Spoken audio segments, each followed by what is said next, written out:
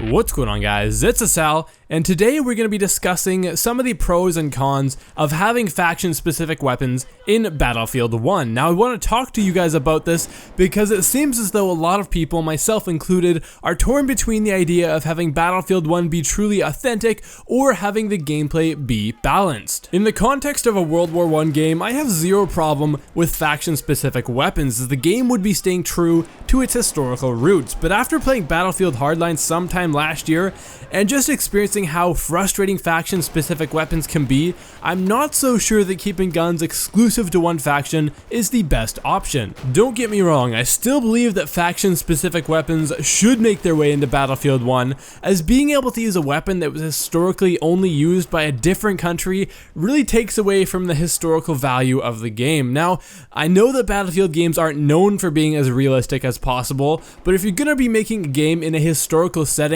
you might as well do it right. If you haven't played Hardline, I'll give you some backstory. Each faction had approximately the same number of weapons, and every weapon on one faction had a corresponding weapon on the other faction that was similarly balanced. Now, the problem was that some weapons were stronger on one faction than on the other, which ended up with players switching teams to use the stronger weapons, and it could be frustrating if you ended up on the team with the weaker variant of the weapon that you wanted to use. The question is, how can faction-specific weapons be implemented in Battlefield 1 without causing balance issues like we had in Battlefield Hardline? The simplest solution, and also the laziest, would be to have weapons from different factions be balanced exactly the same. That is, copy and paste the stats for each weapon and just call it something different. Now, like I said, this is lazy, but it would work. I don't think it's a very good solution, however, as it takes away from the uniqueness of each weapon, which is something that I've always liked about having a large arsenal to choose from. Another idea that I saw on Reddit is to keep all starting weapons strictly faction specific, while having all future unlocks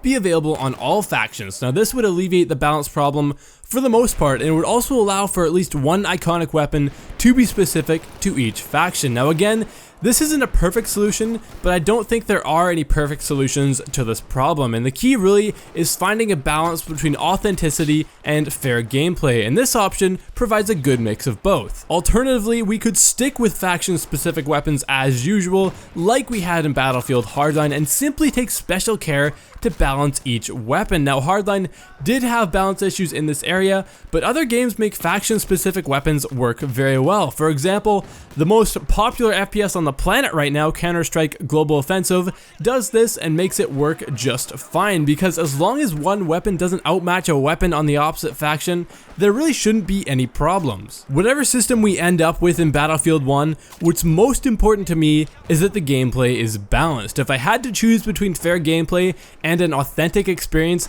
I would choose gameplay every time, because a game can look amazing, it can be realistic, it can be historically accurate, but if the underlying gameplay isn't fun, then that game won't be something that I want to play. Click that like button if you enjoyed this video, and if you want to see more Battlefield 1 content, be sure to subscribe to my channel. Now everyone, this has been Sal, and I will see you guys next time.